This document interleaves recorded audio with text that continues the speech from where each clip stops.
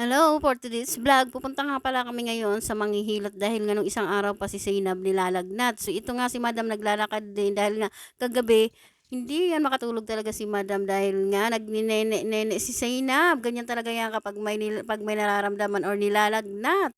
So nandito na nga kami sa tapat ng bahay nila nanay. Kaya lang parang walang tao. Sabi nga ng kapitbahay nila baka raw nandoon sa isang lote nila, baka nagwawalis-walis. Yun nga, pinuntahan namin doon. So, ito na nga si nanay. Ayan na. Ito nga pala si nanay kapag naghihilot or nagmamassage, hindi siya masakit. Yung para bang hinihipo-hipo niya lang. Yung ganun lang siya maghilot. No? So, sabi nga dyan ni nanay, nagkita na naman daw sila. Mula pagka-baby nga, alaga niya na yan sa hilot.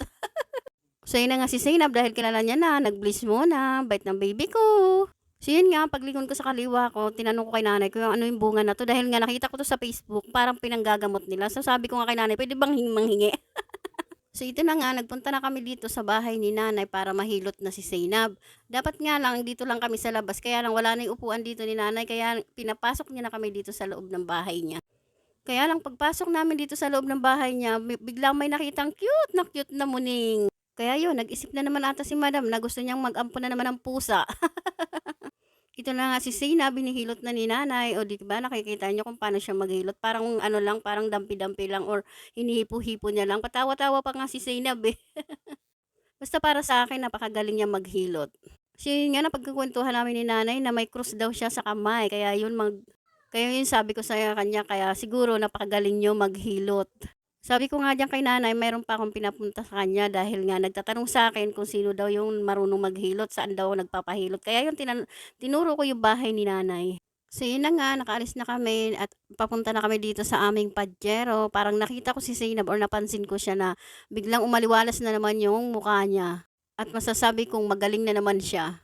So ito na nga sabi sa akin ni Mang Ronnie, pumunta na raw kami ng palengke at nanghihingi na naman daw si Zainab ng laruan. At para na din makabili kami ng ulam namin ngayong tanghalian. Sabi ko nga, ay tara, for the go! So ito na nga, nagdadrive na si Mang Ronnie, papunta kami ng palengke para makabili na rin kami ng aming pananghalian. So ito na nga ang napili ko, itong alimasag na kulay violet. Ito raw yung bago ngayon. Ano to, uso? Pinapakita nga sa akin ng tindera, ay matataba naman. So yun, namili din ako ng 1 kilo. So sabi nga sa akin dyan ng tindera, pumili lang daw ako ng babae kasi pag babae daw is matataba. Sabi ko nga naman sa kanya, ipagpili niya ako ng babae. At sabi ko rin sa kanya, ayaw ko ng lalaki. Dahil siya mismo nagsabi kapag lalaki daw mapayat, kapag babae mataba. So sabi ko, pili niya na lang ako. So ito na nga, tapos na mamili ng alimasag na yan na kulay violet. Dito naman ako, 1 kilong isda. Ang gagawin ko nga dito is tinulang isda or sinigang na isda. Kasi nga gusto ko ng may sabaw ngayong araw na to. Ewan ko ba, dahil siguro puyat si madam, gusto ng sabaw.